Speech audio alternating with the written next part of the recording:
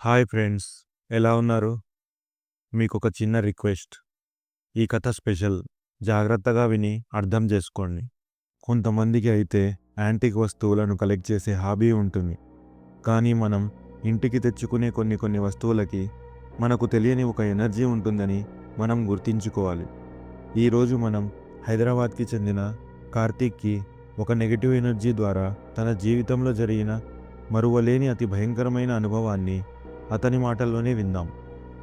ఇక కథలోకి వెళ్లే ముందు ఈ వీడియోని లైక్ చేసి ఛానల్ని సబ్స్క్రైబ్ చేసుకుంటారని ఆశిస్తున్నాను. ఇక కథ మొదలు పెడితే, నమస్తే. నేను మీతో ఇప్పుడు పంచుకోబోయే అనుభవం 4 ఏళ్ల క్రితం జరిగింది. నేను ఇప్పుడు మీతో చెప్పాలన్నా నాకు కొంచెం భయంగా ఉంది. నా పేరు కార్తీక్. హైదరాబాద్లో ప్రైవేట్ కంపెనీలో సాఫ్ట్వేర్ డెవలపర్గా పనిచేస్తున్నాను. నాకు ఒంటరిగా ఉండటం ఇష్టం. హారర్ సినిమాలు చూడడం అన్నా, నైట్ డ్రైవ్స్ చేయడం అన్నా, లేట్ నైట్ వర్క్ చేయడం అన్నా నాకు చాలా ఇష్టం. ఇవి నా హాబీస్. కొన్ని నెలల క్రితం మూసాపేటలో కొత్త అపార్ట్మెంట్కి మారాను. అపార్ట్మెంట్ అయితే బాగానే ఉంది. తక్కువ రెంటుకి అందుబాటులో ఉండటం వల్ల తీసుకున్నాను. 2 BHK ఫ్లాట్. ఓవరాల్గా బాగానే ఉంది. గదిలో ఒక పెద్ద అద్దం ఉంది. అది చాలా పాతదిగా, ఒక్క మాటలో చెప్పాలంటే యాంటిక్ ఐటమ్ అని చెప్పవచ్చు. నల్లటి ఫ్రేమ్తో ఉంది. పాత కట్టడాల్లో ఉండే వాటిలా చూడటానికి విచిత్రంగా ఉంటుంది. గాజు కొద్దిగా పచ్చగా మరకలు పడ్డట్టు ఉంది. తొలుత దాన్ని పట్టించుకోలేదు. అయినా ఓనర్స్ ఇది ఇక్కడ ఎందుకు పెట్టారు ఏంటో మరి, డబ్బులు ఎక్కువై ఏమేమో కొనడం, కొని తమతో పెట్టుకుంటారా అంటే అది లేదు, ఇక్కడ పెట్టారు అనుకుంటూ రూమ్లో సామాన్ మొత్తం సర్దుకున్నాను. కొన్ని రోజులు గడిచాక కొన్ని చిన్న సంఘటనలు జరగడం ప్రారంభమయ్యాయి. ఆ రోజు రాత్రి నేను పడుకోబోతున్నప్పుడు లైట్ ఆఫ్ చేసి మంచంలో పడుకున్నాను. అప్పుడే గదిలో ఏదో చిన్నగా కదిలినట్టు అనిపించింది. ఫోన్ లైట్ వేసి చూస్తే ఏమీ లేదు. రాత్రి నాకు భయంకరమైన కల వచ్చింది.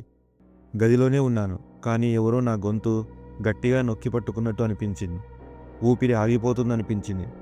ఒక్కసారిగా లేచి చూసేసరికి గదిలో ఏమీ లేదు. బాత్రూమ్ లోపల నుంచి ఎవరో ట్యాప్ ఓపెన్ చేసినట్టు నీరు పడే శబ్దం వినిపించింది.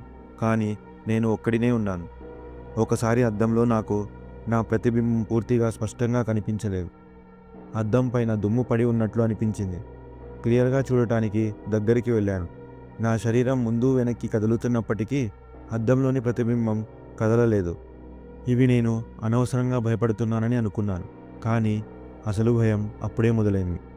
ఒకరోజు అర్ధరాత్రి 2:45 ల్యాప్టాప్ వదిలేసి మంచంలో పడుకున్నాను. అంతలోనే ఏదో వినిపించింది. నా గదిలో అద్దం మీద కొట్టినట్టు శబ్దం. ఒకసారి లేచి అద్దం వైపు వెళ్ళి చూశాను. అద్దం మీద మునుపెన్నడూ లేని చిరురంధ్రాలు ఉన్నాయి. వాటి మధ్య నల్లని మరకలు. వాటిని చేత్తో తుడవబోతే కింది నుండి ఎవరో గోర్లతో అద్దం మీద గీసినట్టు శబ్దం వచ్చింది. నా గుండె బలంగా కొట్టుకుంది. ఒక్కసారిగా వెనక్కి వెళ్ళి బెడ్పై కూర్చున్నాను. అద్దంలో ఏదో నల్లటి నీడలా కనబడినట్టయింది. కొంతసేపటికి అది నెమ్మదిగా కనుమరుగైంది. రాత్రంతా అదే ఆలోచన. అసలు నిద్ర పట్టలేదు. రోజులు గడిచే కొద్దీ వింత సంఘటనలు పెరిగాయి. నా ప్రతిబింబం నన్ను అద్దంలో ఆలస్యంగా అనుకరించడం మొదలుపెట్టింది. నేను చేతులు కదిలిస్తున్నప్పటికీ నా ప్రతిబింబం నిమిషం ఆలస్యంగా కదులుతోంది. ఒక్కోసారి నేను అద్దం దగ్గరి నుండి వెళ్ళేటప్పుడు అద్దం లోపల నల్లటి చేతులు కనిపించేవి. గడియారం 3 గంటలు అయిన ప్రతిసారి అద్దం పక్కన ఉన్న వాల్ క్లాక్ ఆగిపోయేది. ఒకరోజు గడియారం మెల్లగా రెగ్యులర్ టైం నుండి రివర్స్లో తిరిగింది. ఒక రాత్రి నేను కంప్యూటర్ వదిలి మంచంపై పడుకున్నాను. గది లోపల కాంతి తక్కువగా ఉంది. హాలులో ఉన్న టీవీ ఆన్ చేసే ఉంది. ఒకసారి వెనక్కి తిరిగి అద్దం వైపు చూశాను. ఆ అద్దంలో నేను లేను. అయితే నన్ను పోలిన ఇంకోవాడు అద్దంలో ఉన్నాడు. నేను కదలకపోయినా అది నెమ్మదిగా చేతిని లేపి నన్ను పిలుస్తోంది, బయటికి రా.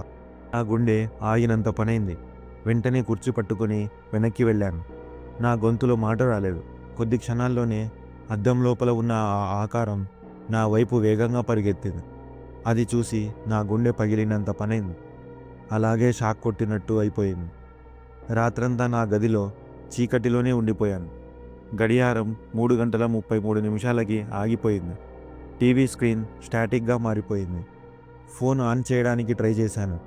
అది కూడా పని చేయలేదు. ఒక్కసారిగా గదిలో ఏదో ఏడుస్తున్నట్టు అనిపించింది. అది నేను కాదు. కానీ నా గది నిండా నీటి మరకలు, అద్దం మీద నల్లటి వేలుముద్రలు. ఫోన్ ఆన్ చేసి కాల్ చేయబోతే స్క్రీన్లో నా ప్రతిబింబం కనిపించింది. కానీ అది నన్ను అనుకరించలేదు. అది ఓ చిరునవ్వుతో నన్నే చూస్తుంది. ఇప్పుడు నువ్వు లోపలికి రా అని వినిపించింది. నాకు ఏమైందో పూర్తిగా గుర్తులేదు. కానీ ఇప్పుడు నా బాడీ ఎవరో వాడుకుంటున్నాడనిపిస్తోంది. నేను నిద్రలేచినప్పుడు నా రూమ్లో నేను లేను. ఇకపోతే నేను ఎక్కడ ఉన్నాను? నా కళ్ళు తెరిచినప్పుడు చుట్టూ అన్నీ తెల్లగా ఉన్నాయి. గదిలో గోడలు ఉన్నాయా, అసలు ఏదైనా స్ట్రక్చర్ ఉందా అన్నది కూడా అర్థం కావడం లేదు. ఇదంతా అసలు ఏమిటో కూడా తెలియని స్థితిలో ఉన్నాను. నెమ్మదిగా చుట్టూ చూశాను. ఇది నా గది కాదు. నా బెడ్ లేదు. నా కంప్యూటర్ లేదు. బహుశా ఇది కల అనుకుంటూ నా చేతిని ముందుకు చాపాను. ఇది అసలు ఏమిటి? అది ఒక గాజు గోడ. స్పష్టంగా కాదు, కానీ కొద్దిగా ప్రతిబింబం కనిపించేలా ఉంది. నేను గాజు పైన చేతి వేయగానే నా చేతిని లోపల ఏదో పట్టుకున్నట్టు అనిపించింది. ఒక్కసారిగా నా వెనకాల నుంచి ఓ నిప్పులు చిమ్మే గణం వినిపించింది. ఇప్పుడు నువ్వు లోపల ఉన్నావు. నా గుండె బలంగా కొట్టుకుంది. కాళ్ళు వణికిపోతున్నాయి. ఇదంతా నిజమేనా? నేను నిజంగా అద్దం లోపలికి వెళ్ళిపోయానా? ఒక్కసారి బయట చూసేందుకు ప్రయత్నించాను. అక్కడ నేను కనిపించాను. నా అసలు శరీరం బయట ఉంది. నా శరీరాన్ని నా ప్రతిబింబం కదుపుతోంది. నా ముఖంతో, నా బాడీతో ఉన్న అది నా డెస్క్ దగ్గర నిలబడి నా మొహంతో నా వైపు చూసి చిరునవ్వు చిందిస్తోంది. అది నేను కాదు, కానీ అది ఇప్పుడు నా బాడీ తీసుకుని. నేను గట్టిగా అరిచే ప్రయత్నం చేశాను, కానీ నా గొంతులోంచి స్వరం రావడం లేదు. నేను గాజును మళ్ళీ మళ్ళీ కొట్టాను. అయితే అద్దం లోపల నేను ఒక్కడినే లేను. నా వెనకాల నెమ్మదిగా నడుస్తున్న మరో నల్లటి ఆకారం ఉంది. నేను ఒక్కసారి వెనక్కి తిరిగి చూశాను. అక్కడ ఒకటి కాదు, రెండు కాదు, వేలాది నల్లటి ఆకారాలు ఉన్నాయి. అవి నన్ను ముట్టుకోవడానికి ముందుకొస్తున్నాయి. వాటి చేతులు పొడవుగా ఉన్నాయి.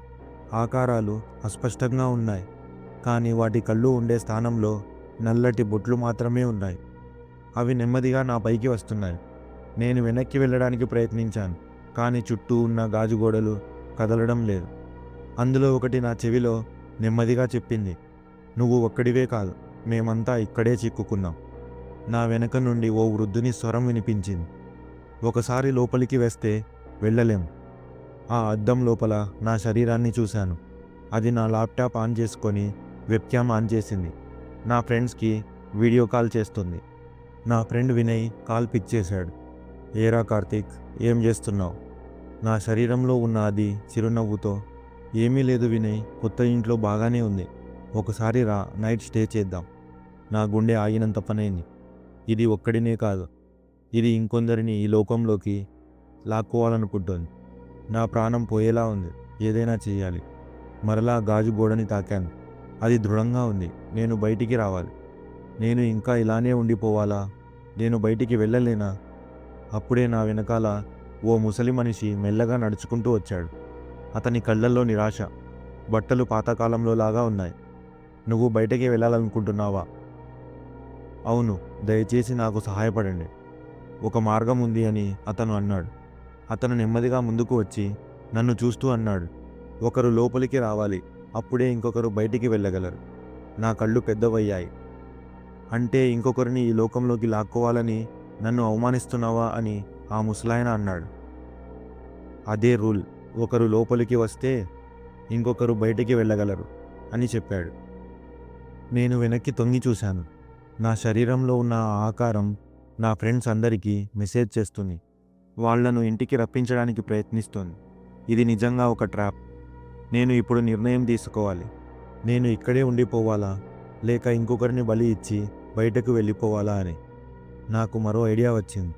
నేను ఎలా లోపలికి వచ్చానో అలాగే తిరిగి బయటకి వెళ్ళొచ్చు కదా. నా గడియారం రాత్రి 3:33 ఆగిపోయింది. అంటే ఇదే సమయం అన్నమాట. కానీ నేను ఏమి చేశాను? నా ప్రతిబింబం అప్పటి నుండి వింతగా ప్రవర్తిస్తుంది. నేను మళ్ళీ గాజును తాకాను. నన్ను చూస్తున్న శరీరాన్ని కదిపాను. మెల్లగా నేను నా చేతిని పైకి లేపాను. అవును, బయట ఉన్న నా బాడీ కూడా అదే చేసింది. ఇదే నా ఛాన్స్ అనుకుని నెమ్మదిగా గాజులోంచి వెళ్ళే ప్రయత్నం చేశాను. నేను అద్దంలోనికి వెళ్ళినట్లు అనిపించింది. ఒక్కసారిగా వెలుతురు చుట్టూ వెదజల్లింది. నా శరీరం గాల్లో తేలుతున్నట్టు అనిపించింది. నా చెవి దగ్గర వినిపించిన చివరి మాట, తప్పించుకున్నావు, కానీ మళ్ళీ చూస్తాం. నా కళ్ళు తెరిచినప్పుడు నా గదిలోనే ఉన్నాను. నా ల్యాప్టాప్ దగ్గర, నా మంచం మీద అన్ని సామాన్లు అలాగే ఉన్నాయి. కానీ గడియారం రాత్రి 3:33 చూపిస్తోంది. నా శరీరాన్ని పరీక్షించుకున్నాను. ఇది నా శరీరమే. బయటకి వెళ్ళి అద్దం దగ్గరికి వెళ్ళి చూశాను. నా ప్రతిబింబం మామూలుగానే ఉంది. నేను సాయంత్రం కాల్ చేసుకుంటూ ఉంటే వినయ్ కాల్ చేశాడు. ఏరా కార్తీక్, రాత్రి నన్ను ఇక్కడికి రమ్మన్నావు. లేదురా, రావద్దు, నేనే వచ్చి కలుస్తాను, నీతో మాట్లాడాలి అని ఏమీ చెప్పకుండా సడన్గా ఫోన్ పెట్టేశాను. అయితే ఒక విషయం నాకు అర్థమైంది. నా ప్రతిబింబం నన్ను గమనిస్తోంది. అద్దం నుండి చిన్నగా నవ్వు వినిపించింది. నేను భయపడిపోయాను. తొందరగా రూమ్ నుంచి బయటకు వెళ్ళి వినయ్తో కలిసి జరిగిందంతా చెప్పాను. మొదట నన్ను చూసి నవ్వాడు. నేను మళ్ళీ భయంతో అదే చెప్పగా వాడు నా మాటలని నమ్మి వెంటనే రూమ్ ఖాళీ చేయమని చెప్పాడు. ఇంకో విషయం, ఆ రూమ్లో నీది గాని ఏ వస్తువు నీతో పాటు తీసుకుని రాకు అని చెప్పాడు. మరుసటి రోజు ఆ రూమ్ ఖాళీ చేసి అక్కడి నుండి వేరే రూమ్కి షిఫ్ట్ అయ్యాను. ఫ్రెండ్స్, ఇది కార్తీక్ లైఫ్లో జరిగిన ఒక భయంకరమైన కథ. మీకు నచ్చితే ఒక లైక్ చేసి మరిన్ని హారర్ వీడియోస్ కోసం మన ఛానల్ని సబ్స్క్రైబ్ చేసుకోండి. అలాగే పక్కనున్న బెల్ ఐకాన్ని క్లిక్ చేయండి. మళ్ళీ నెక్స్ట్ వీడియోలో మంచి హారర్ స్టోరీతో కలుద్దాం. Stay tune.